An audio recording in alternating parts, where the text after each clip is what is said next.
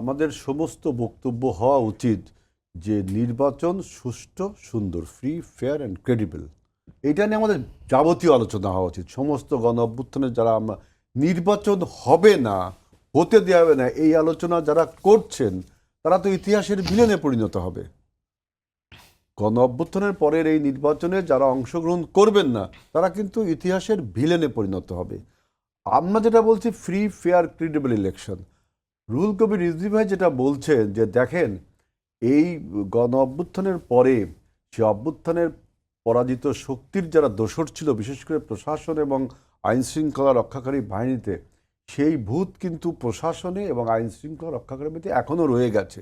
আমরা সেটা বলছি যে প্রশাসন এবং আইন শৃঙ্খলা রক্ষাকারী বাহিনীতে যে পতিত ফ্যাসিবাদের ভূত যেন না থাকে, তাদেরকে যেন সরিয়ে দেওয়া হয়।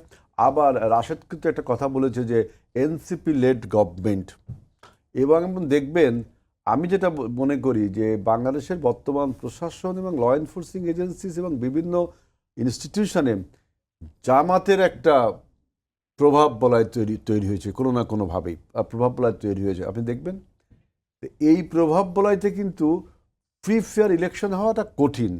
তারা যে প্রথমেই ফ্রম ডে ওয়ান থেকে নির্বাচন চাচ্ছে না, কারণ কি তারা জানে যে এই অবস্থায় নির্বাচন করলে তারা এমপি হতে পারবে না।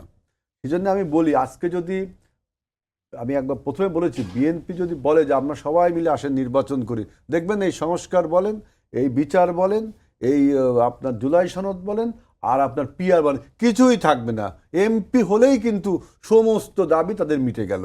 অতএব আমি বলছি যে এমপি হওয়ার স্বার্থে আপনারা যদি নির্বাচনকে দীর্ঘায়িত করেন এবং 24-এর গণ অভ্যুত্থানকে যদি বাস্তবায়িত না করেন নির্বাচনের মাধ্যমে, তাহলে ইতিহাসে আপনারা সেই খলনায়ক হিসেবেই কিন্তু থেকে যাবেন।